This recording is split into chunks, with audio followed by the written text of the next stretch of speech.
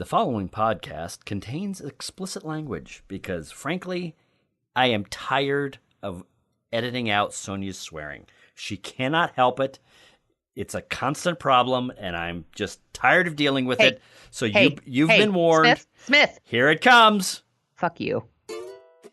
This episode of Dorking Out is brought to you by Mail Ape, the service for having apes return all of your emails. Tired of wading through a stack of yammering morons in your inbox every morning? Wish there was another way to deal with the headaches of modern email? Now, there's Mail Ape. With our thousands of highly trained Gibbons apes, getting through your workday will be a breeze. Let our apes deal with Ted's email from accounting or Alice's incessant reminders about the 4th of July office mixer. A typical response to those worthless emails could read like this. Torg apologize, Sonia not attend offsite brainstorm session. Torg not believe good use of Sonia time, create ideas for company, but not get paid. Regards, Torg.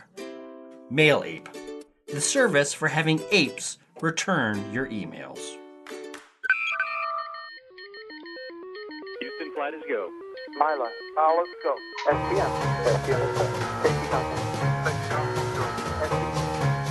From Assignment X, Amalgamated Storytelling, and thesoniashow.com, it's Dorking Out with Sonia Mansfield and Christopher Allen Smith. Welcome to episode 87 of Dorking Out, a podcast for people who like to dork out about stories and the stories and culture that we love.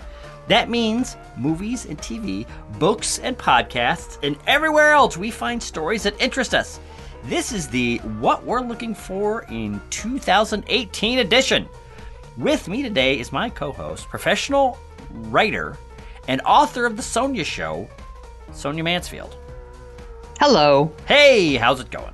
All right, and with me today is my co-host, Emmy Award-winning filmmaker and nerd author, Christopher Allen Smith. I am really stretching that nerd author. You most certainly are. Holy crap, do I need to get that book finished. This is embarrassing, I would just like to say. We are each going to share 5 stories that we're looking forward to this year. And I have a quick question for you. Is there a book or a podcast on your list? You know what, Sonia? I'm how glad that, how dare you, I'm glad you asked me that, so I can pretend to answer it while dodging the question entirely. Mm-hmm. Excuse me. I'm not coughing because I'm embarrassed about the lack of podcasts and book on my list. I'm coughing. You know what? Let's get to our lists. I should mention the 3rd season of Serial might come out in 2018, and yes, that would be on my list. But after the second season of Serial, I thought it was actually going to happen. After the second season of Serial, it's not on my list. That's why. It would still be on my list. All right. But I don't have a date, and I don't know if it's really going to happen. So, therefore, it's not on my list. You know what? Why don't you start on your list while I will look at podcasts coming up in 2018, and maybe at the last moment, a podcast will make it onto it's our for list. you to listen and talk to me on our podcast instead of researching other podcasts like a dick. No. The hell with you, Mansfield. All right, Sonia. So one of the first movies on my list I know is going to upset you. It is called Isle of Dogs, and it is a stop-motion animation movie written and directed by Wes Anderson. What upsets me most... I saw the preview for it. I think it looks awesome. I love Fantastic Mr. Fox. This looks like it's very similar to that. I'm into it. It's got a really good voice cast. It's got Bryan Cranston and Edward Norton and Jeff Goldblum and, of course, Bill Murray. I am not unhappy with this pick. Really? Are you going to see it? What I'm unhappy about is that I asked you for a segment of this show to watch a Fast and Furious movie. Now, how does that connect with Wes Anderson and the Isle of Dogs? Well, I'll tell you, dear listeners, because I asked Sonia to hear this. Because I asked Sonia to take a flyer and review a movie and watch a movie that she didn't necessarily want to watch and talk about it I now have to watch a Wes Anderson movie, Isle of Dogs, and talk to Sonia about it. You don't have to. Oh, good. Then I'm not going to. I'm going to see it, whether we're going to talk about it or not. I was under the impression that on a previous episode of this very podcast, we decided that we were going to watch this. But if you're telling me now that I don't have to do it, well then, I will take this loophole for what it is and eject. I'll just say, if you want to play that card, this is your one card of the year to get out of talking about something I want to talk about. Ugh. No, and I'm gonna save my card. No. Now that we've talked about this, I think I've done that a couple of too many times. If I were to start using that card, you would start using that card all over this podcast, and then we would have nothing left. So I guess I will have to go see. I would have used it to not see the Kingsman sequel. Oh, that's right. You wouldn't have seen the Kingsman. You wouldn't have seen Fast and Furious. See. I am doing this for you, dear listeners. I am watching The Isle of Lost Dogs to save this podcast and to keep it together. So I'm doing this for you. And come March 23rd, I'm going to blame each and every one of you listeners in our fair audience for what I'm going to have to go through.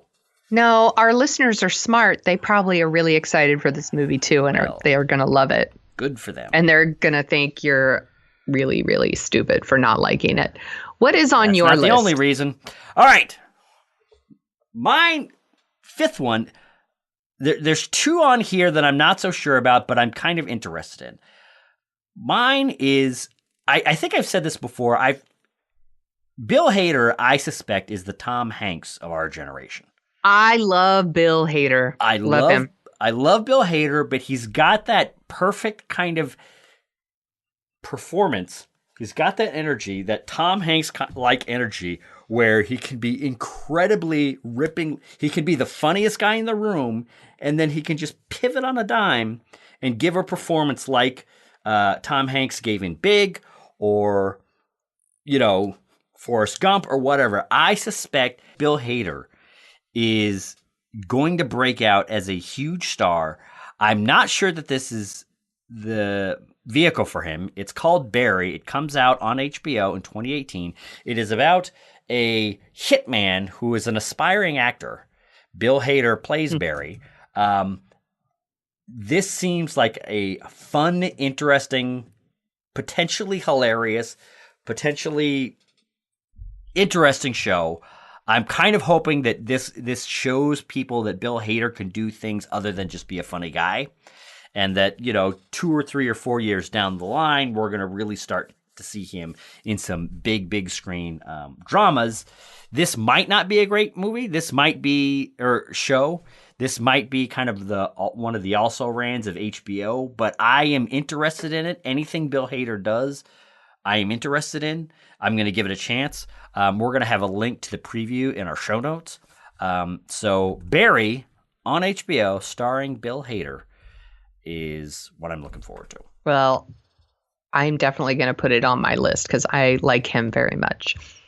So I'm going to do one of my TV picks now, and I'm going to go with the follow-up to The People versus O.J. Simpson and go with the American crime story, The Assassination of Gianni Versace, or Versace, if you remember from Showgirls. No, I don't. She calls it Versace. Okay. You like my dress? It's Versace. I thought it was just the standard Sonia Mansfield can't pronounce. Yeah, I can't pronounce anything. If it's not Smith, she can't pronounce it. I'm really excited for this one because I was a really, really big fan of The People versus O.J. Simpson, and I know you were too. Yes. And I'm very curious to see what they're going to do. I am not as familiar with this case and this trial as I am with the O.J. Simpson one, because O.J. Simpson was everywhere. And I think this one was too, but I think it was, I was too busy, probably. I'll just say that, maybe, to be so quite obsessed with it. Also, I don't think that it was like on TV 24 hours a day, but it's about the murder of the fashion designer. And it's got Penelope Cruz and Ricky Martin and Darren Criss in it. Darren Criss, I remember from Glee. Did you just say Darren Criss like you weren't sure how to pronounce Chris? No, Darren Criss. Oh, all right. And Darren Chris? That's what it sounded like to me. I will let the listeners decide for themselves. Who I remember from Glee, and I know that he's been doing a lot of Broadway and stuff. So I'm really curious to see how he does on this, because I actually quite liked him on Glee until I bailed on that show because it got terrible. Cool. But I think it's going to start soon. It starts January 17th. Cool. I am kind of interested in that. I don't know. I am I'll be completely honest with the listeners. I think you guys have picked this up. Normally he lies. That's right. I think people have picked this up from my end of 2017 discussions, but I am getting incredibly fickle lately, and it's a little bit of a mystery to me why that is. So yeah, I may watch this. I'm looking forward to watching it. I'll watch, at least the first one. Mm-hmm. And, we can talk about it and see what we think. But, cool. Maybe it's going to suck and I won't watch the rest. All right. Just because I'm looking forward to it now doesn't mean it's not going to suck. That is a fantastic transition, actually, to my next pick. Okay. Number 4, which I'm kind of not sure why I'm so interested in this. Because a moment ago, I was just thinking, you know what, Sonia? I'm not really sure I'm into crime stories anymore. I'm not surely I'm really into court stories anymore. And it's just another killer of the week and another sensational case. I don't know. Chris, what's your next one? My next one is The Alienist. You know what's funny? My husband's actually interested in that one too. That's right. And he doesn't give a shit about like anything that's on TV. So I'm kind of surprised when he expresses interest in something. I'm surprised too, because the last thing I think I watched on TNT was Southland, which was a gritty crime cop show. Oh, I used to watch The Closer. Oh, I've heard about that. Haven't seen an episode. The Alienist, I believe, is based on a nonfiction book, he said. Not sure. From a couple years ago. It tells the story of crime reporter John Moore, who meets psychologist Dr. Laszlo Krenzler to investigate serial killings during New York in the late 19th century. And if I remember correctly, this is a story around the time that Theodore Roosevelt, I believe, was police chief of New York. I could have that a little messed up. This is starring Daniel Bruhl he played the bad guy in Civil War, Captain America Civil War. Oh, Captain America Civil War. I thought you meant the Civil War. I was like, he's the South? That's right. Dakota Fanning and Luke Evans. So this, I think I'm with your husband for only once, in that I am interested in this, and I can't for the life of me really figure out why. Oh, that's why. One of the reasons, it's based on the book by Caleb Carr from a couple years ago, and shepherded by Cary Fukunaga, who directed the fantastic season 1 of True Detective. Oh, God, that was awesome. So I'm thinking, with that kind of pedigree, I gotta say, I am pretty surprised to see it on TNT and not FX or, well, you know what? Let me step back. I think TNT can make good TV when they want to, or they could make, a Franklin and Bash or whatever. Right. That's my point. I'm almost wondering if we're at the point, and I think we kind of are, where we're at the point where where you can judge the quality of a show based almost exclusively on where it shows up. If the supposedly top of the top of the top is HBO, I would say.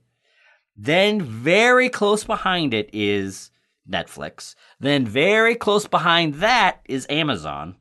Then you have your AMCs, your FXs, your Hulus. Then you march down to, there's, kind of the TNTs or the, PBS, Masterpiece Theaters. Then after you've missed with all those, then you get to the broadcast. And if a show is on broadcast, chances are it's not very good. or it's not in the top tier of what's going on with television today. So, The Alienist, by that criteria that I just made up on the spur of the moment, is kind of in, it's kind of in the middling. It's 10 episodes. I say I'm tired of cop stories, police stories, while at the same time saying that my favorite story of 2017 was Manhunter. And so The Alienist is my next pick. Well, that sounds a lot like Manhunter. It does, which is, I say all this stuff about I said Manhunter. I meant Mindhunter. Sorry. I got it. I made the same mistake when I listened to you. So I'm saying all this stuff. I'm sure people now are throwing their iPods across the room. You shouldn't do that because iPods are old. Those are collector's items. Those are collector's items. But it's kind of like, Chris, make up your mind. Are you wanting new different kinds of stories, or do you want the same superhero murder stories time after time after time? I'm so angry. I'm going to throw my Zune. That's right. I'm so angry at Chris's quixotic opinions that I'm going to do something. No one in our audience is saying that. I don't even know why I'm coming up with this fantastical scenario. Sonia Mansfield, yes. What is your next pick? Okay, now I'm going to pick a movie.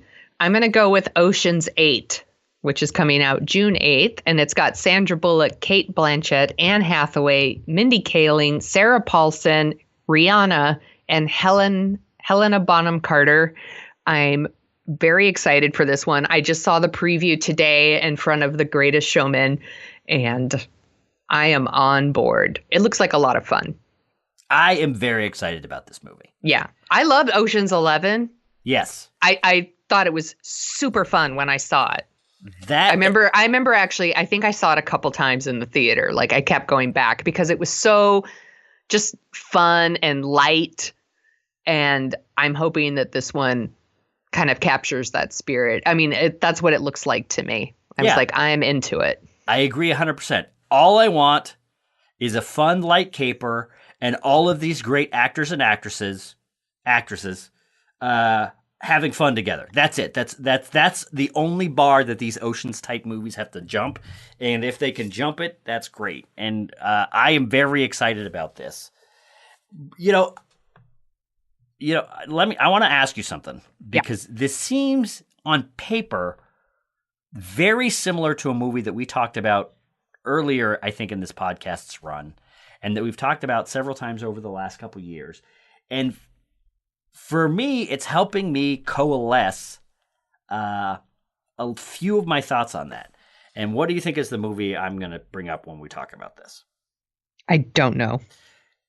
The Ghostbusters remake. Oh, okay.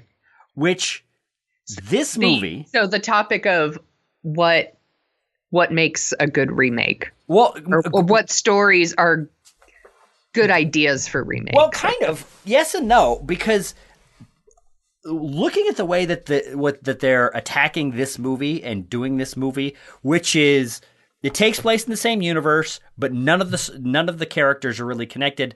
This is a sister of one of the characters. That's it.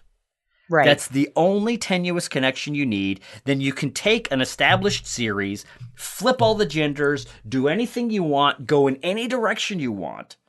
And part of me is wondering why Sony whiffed it so bad with Ghostbusters when all they had to do was say, all right, this team of Ghostbusters is made up of, Dan Aykroyd's daughter and her friends. That's it. They could have made literally the same movie. They could have gone down the same road, told the same story of female friendship. They could have done all of that stuff.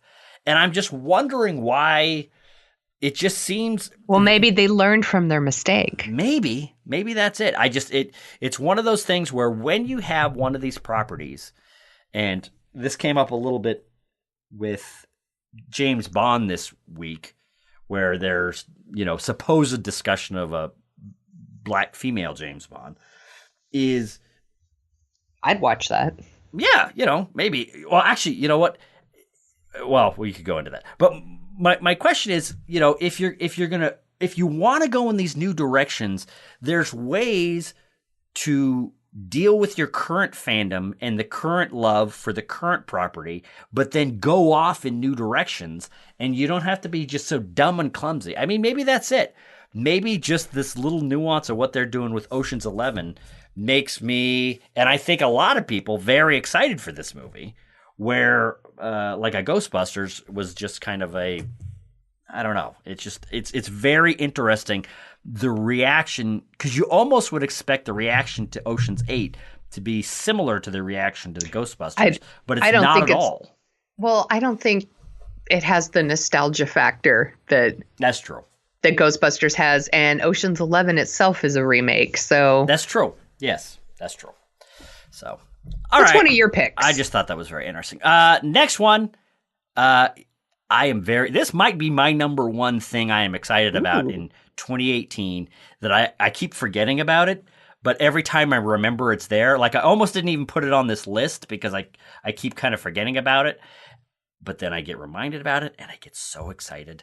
It is The Ballad of Buster Scruggs. This was going to be on my list too. And what the hell is The Ballad of Buster Scruggs, you may ask? It is a series, an anthology series, a 6-part anthology series directed by the Coen brothers. It's a Western. That's it. That's all we know. That's all I know. That's it. Western. The last Western these guys did was That's True all Grit. I need to know. That's all I need to know. Coen brothers. I believe they're directing every episode. That's it. Ballad of Buster Scruggs, Netflix, Western, directed by the Coen brothers. There's your favorite story of 2018 right there.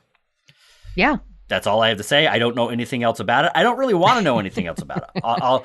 It's probably better that way. What I picked up today is that it was an anthology thing, and my rough understanding, or it could be just be my assumptions, is that while it's an anthology series, there are characters that spill over from one story to another, but maybe not. I don't know. So that's it. The Ballad of Buster Scruggs. Sonia Mansfield. I am going to do a TV pick, and I'm going to go with Castle Rock on Hulu. I don't have a date yet for that one. This is a Stephen King connected universe TV series. And I don't know, I'm pretty into horror right now, so I'm really excited to watch this one. That's all I know about it. Yeah.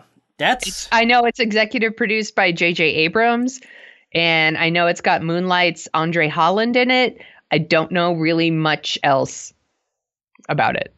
So you know what? I think that's the thing, is what I would suggest, listeners, take the show notes that we are going to have for this show as a list. Just, somehow figure out a way to print out the show notes of this show, and this will be a list of cool things for you to see. We don't know. I don't know if Barry's going to be any good. I have no idea about The Alienist. I barely even know what Ballad of Buster Scruggs is about. Sonia doesn't know what Castle Rock's about. We don't know any. We don't know what any of these things are. We don't. We have no idea about any of the things we're talking about. But we're all very hopeful for all of them, I guess. Yes. So, what's your next one? My next one is The Happy Time Murders. Yes. Which this sounds like such a ridiculous. Oh, God. This was on my list, and then I saw it was on your list, and I was all sweet. This is directed by Brian Henson, the son of Muppets creator Jim Henson. And according to the Internet Movie Database, it stars Elizabeth Banks, Melissa McCarthy, Maya Rudolph. When a puppet cast of a 1980s children's TV show begins to get murdered one by one, a disgraced detective turned private eye puppet takes on the case. This is essentially kind of like a grown-up Muppets movie. When I read about it, I was like, oh, this is like Who Framed Roger Rabbit, but with puppets. Exactly. And it is written by Todd Berenger. He played Kip on Parks and Recreation. So I'm looking at him right now. I don't recognize him, but that's fine. I'm interested. I'm very interested in this movie. I have always had a soft spot for puppets. You most certainly do. When I had my son, you bought me the first season of The Muppets. I did? Yeah. Oh shit. On Wow. DVD. Yes. Have you watched any? Has he watched any of them? I put some on for him, and he doesn't want to watch it yet. But he started watching Elmo and Cookie Monster again recently, so it could be time to reintroduce. Okay. All right. So, so yeah, I am very interested in this, and in a weird way, this is where I'm probably going to get into the deepest waters of I have ever gotten into on the show. Because I can't wait to hear. The Happy Time Murders reminds me of a YouTube series from 2005 or 6. I think it was before YouTube even came out. It was about... It's got an awful title, but I'm just going to say it. The title of the series is Puppet Rapist. Oh my gosh. I know. But it's essentially... somebody is going around raping puppets, and this human and puppet detective team go around and try to solve the case. And it is just ridiculous as all get out. It is just all kinds of wrong. It's almost like Avenue Q, or like the jokes that you would make if you loved Muppets as a kid, but then you get into like high school and say, I want to make a crazy... I'm going to make a dirty Muppet movie. I'm going to make a dirty Muppet movie and whatever. And it's just all kinds of wrong. But Happy Time Murders, I think, is going to be a more nuanced, more interesting, better version of that.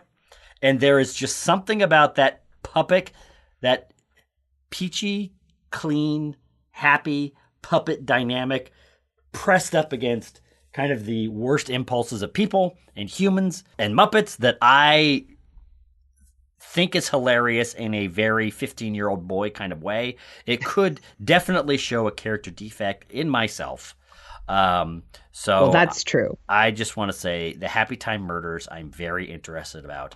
And as you discuss your next pick, I'm going to see if The Puppet Rapist is still online so we can put a link in the show notes, because I want to end my career before it begins.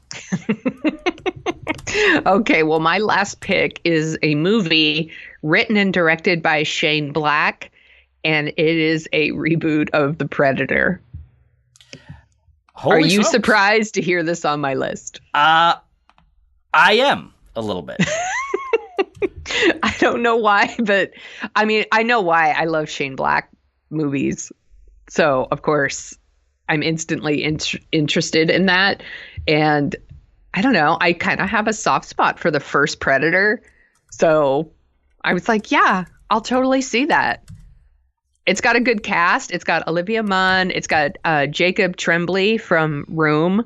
It's got Edward James Olmos. It's got Sterling K. Brown, who we talked about in our earlier podcast during the Golden Globes. It's got Keegan-Michael Key. Holy smokes. Love him. Holy smokes. Yeah. Wow. Okay. And you can never rule out Shane Black. Like, he's going to make something that's at least interesting. You know what? That's true. Because even though for some weird reason there was something about The Nice Guys that when I saw it in the theaters, I love it the more I watch it. Yes, exactly. There was something I couldn't fall in love with it right off the bat, and I'm like that with Kiss Kiss Bang Bang with him. I'm actually kind of like that with a lot of Shane Black stuff. But the more I watch it, the more I get into it. Watching it at 20 minutes at a pop is just yes. So I am not interested in The Predator, a reboot of The Predator. That's just one of those things. Now that we've seen the Alien franchise beaten into the ground, right. I'm just kind of I am more wary than ever. He said, not really believing it, of reboots and remakes. The only actually that's funny. The only thing that makes me interested in this is Shane Black. Yeah. So there's something about it that actually I feel like this is worth noting. He was actually in the original Predator. Shane Black? Yes. Oh, that's right. I think I remember something vaguely about that. Wasn't he one of the first guys to get killed or something? I think that is correct. No kidding. Wow. He's written some movies that I just, The First Lethal Weapon. Right. He's written Monster Squad. That's a good movie. It's entertaining. The Last Boy Scout. It's okay. Last Action Hero. The Long Kiss Goodnight. The Long Kiss Goodnight, underappreciated. Right. I need to watch that one again. Kiss Kiss Bang Bang, awesome. Iron Man 3, not my favorite, but still very good. I'd say that's in the top third. I think The Nice Guys is awesome. Yes, and now this, I'm excited for this one. Yeah. So, what's your last pick? My last pick, by the way, was Puppet Rapist on YouTube. It was on YouTube from Waverly Films, and I have a link to the first episode in our show notes. Because I'm awful. You are awful. Now, actually, funny. I'm going to talk about my last one, and then we are going on to a very new segment for Dorking Out. Yeah. We'll do your number one. That you are all going to love, I am sure. My number one, it's very simple. It is called First Man. It is a look at the life of Neil Armstrong, directed by Damien Chazelle, starring Ryan Gosling, John Bernthal, Claire Foy. It is about Neil Armstrong going to the moon. Directed by the director of La La Land. And that's all I know about. Is it a musical? God, I hope not. Oh, my God. I hope it is. Oh, no. Oh, no. Fly me to the moon. Oh, my. Oh, no. Moon River. Are you just saying all the moon songs you can think of right now? Yep. This is the, this comes out the 12th of October, 2018. So we have a mere 10 months from today. I'm sure we won't forget. Probably not. I'm sure the tidal wave of, Oscar buzz and... I was just going to say, they think this one's an Oscar contender. Will remind us. So, yes. Yeah. Jason Clarke. Should we... I'm in. I'll watch that one. I'm in. So, yeah. First Man, Damien Chazelle. Very excited. That is the last one. Sonia Mansfield. What were you going to say? I was going to say, are we ready to talk about our new segment? We are ready to talk about our new segment brought to you by the Disney Corporation. Disney, they're great. We own everything. They own everything. And it's funny because in trying to pare down our lists. Disney, do you like that one show? We own it. And we own your favorite movies too. You're not half wrong about that. Because when we were trying to pare down our lists, rather than have a podcast that goes on for hours and hours, we said, we're only picking 5.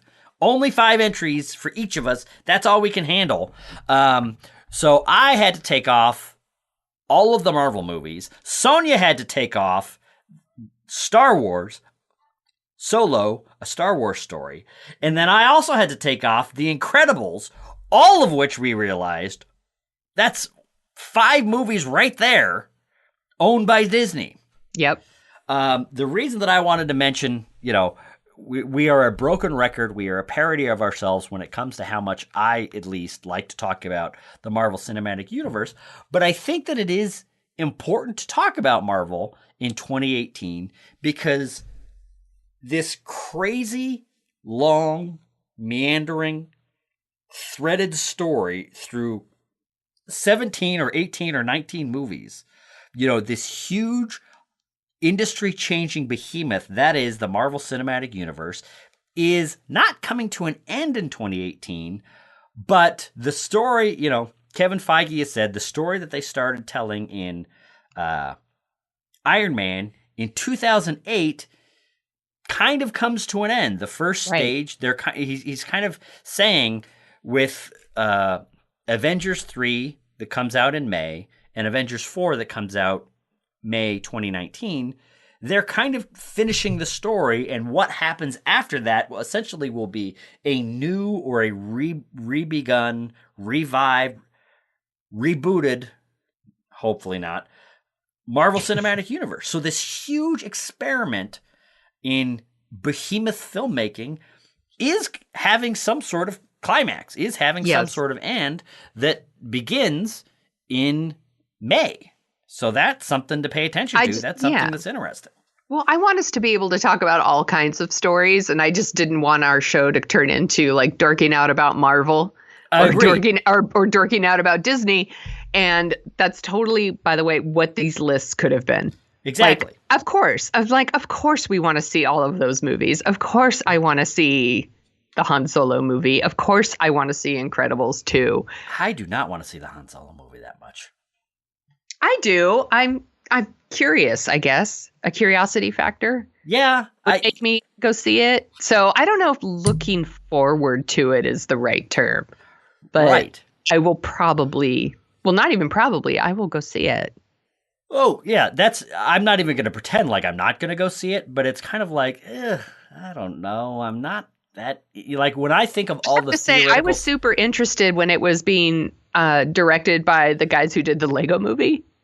Yeah, that's true. I was like, that's interesting. I'm on board for that. And, it's been such a troubled production.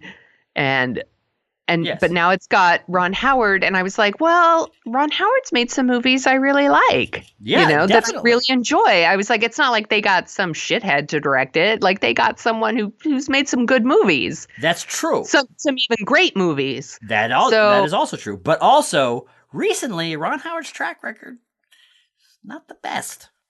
And we should say that Lord and Miller, I think we've said this on a previous podcast, but if not, we'll say it here.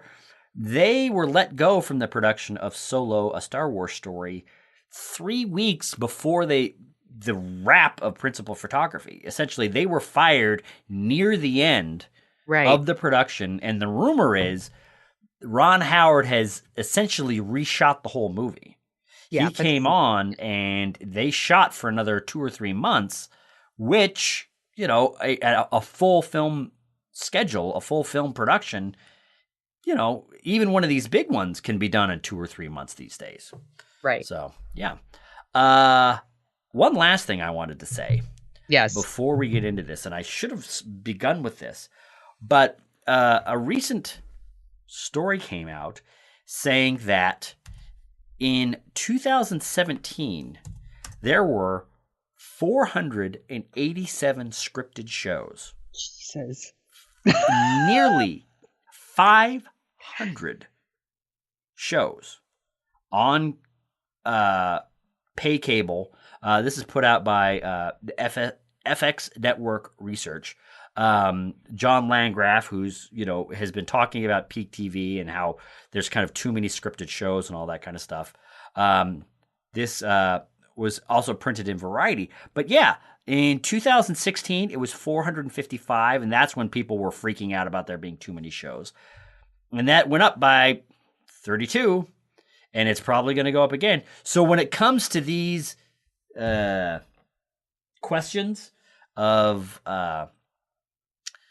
what's coming up and what kind of stories to plow through, if you're feeling deluged in a tidal wave of potential stories, you're not near alone. There is just an insane amount of material out there. And I'll put it to you another way. We'll have a link to this in our show notes. As a base reference, in 2002, kind of before Netflix, before the tidal wave of even cable shows, there were 182 scripted television series. Mm-hmm. It's almost tripled. That's so crazy. What it means is there really are like shows for everyone. Like you're gonna find something that you love, but the same 10 shows are gonna win all the awards. Pretty much, right. There are as many scripted shows on cable, basic cable, not pay cable, on basic cable as there were on television in 2002. So if you want to look at it that way, every show on pay cable, every show on broadcast, every show online, there's 117 online services shows, Hulu, Netflix, Amazon, 117 shows, scripted shows. When I was a TV critic, I used to get the ratings report, and I think there was like maybe a little over 100 shows on like broadcast television. Yeah. And I had that list, like I had it memorized. Yeah. I used to go on the radio and talk to people and, answer questions. And I could tell you where your show was rated, like what the rankings were, what network it was on, what time it was on. Right. Yeah, I knew all of that. And now I'm like, I don't know what that show is. What show? There's too many shows. Yeah. There's so many. Yeah. So that's so we have tried to call out 10 stories. Well, if we want to look at it like this, there's 487 scripted stories on television, plus let's say another 400 movies. Right. 400 to 500 movies that come out. So that's 1,000 stories that we are not going to go through. Here's 10. Yeah, here's 10. Here's the top 1%. There you go. If you wanted to live in the 1%, people, now you got it. You have here's 10 stories, and none of them are sequels to all these shows you're really going to watch, like another season of Handmaid's Tale, another season of Game of Thrones. That's right. Another season of Walking Dead. That's right. Plus, not that we're going to watch Walking Dead. Puppet Rapist. And Puppet Rapist. Where else could you go? Oh my God. To listen to someone talk about puppet rapists. Can you imagine, like, if I were to write this book and finish this book and have it be a success and have it be 3 years from now, I'll be waking up groggy in the morning, worrying about writing my third book. This is the fantasy I have. And then I'll see a wave of tweets where some blogger will find this episode of the Dorking Out Show and talk about how children's author Christopher Allen Smith talks about raping puppets on his podcast. Holy sweet Jesus. You know what? It's really hard to resist. They have those holes for your hands. Stop! Mansfield! Sweet Christmas! That's... I thought I was... Is that how they rape them? I don't know. I haven't watched your favorite show about the puppet rapist, Smith. They did. They didn't show the rapes. It was kind of like Mindhunter, where they didn't show you what happened. They just talked about it, and it was puppets. Okay. So, anyway. You're all, Sonia, please. It's for children. It's rated G, Sonia. Don't be gross. Oh, God. It's got puppets. What are we doing here? What's this all about? Is this the second week going where I have a breakdown on our show about what's going on and what we're doing? Maybe. All right, Sonia Mansfield. Yes. Other than, how is it that you're talking about raping puppets when I'm the one that advocated the show? Anyway, I don't know where this is going. Folks, thank you for listening. This has been the last episode of Dorking Out. You say that every time. And I mean it every time, Mansfield. I mean it. He doesn't mean it, you guys. He'll be back. That's right. We will be back soon with a review of Steven Spielberg's The Post. But until then, Sonia Mansfield, is there anything else that you would like to say? I will just say goodbye. Bye.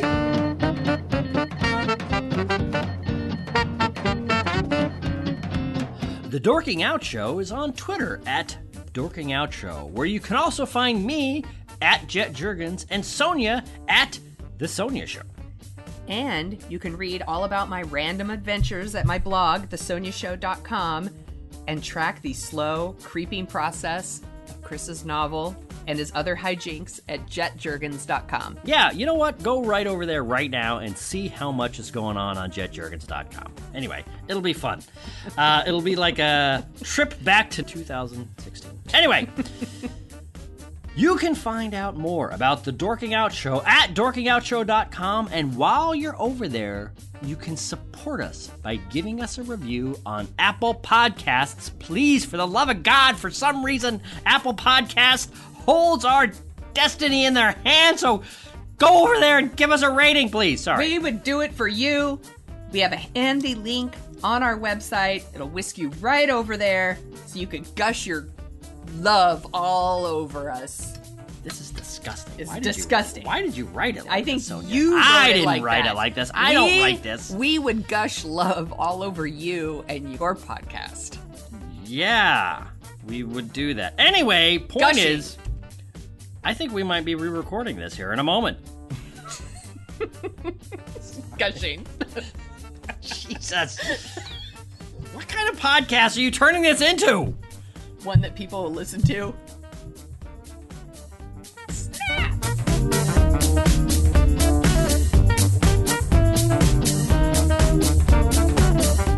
This has been a presentation of Rocket Spots Media.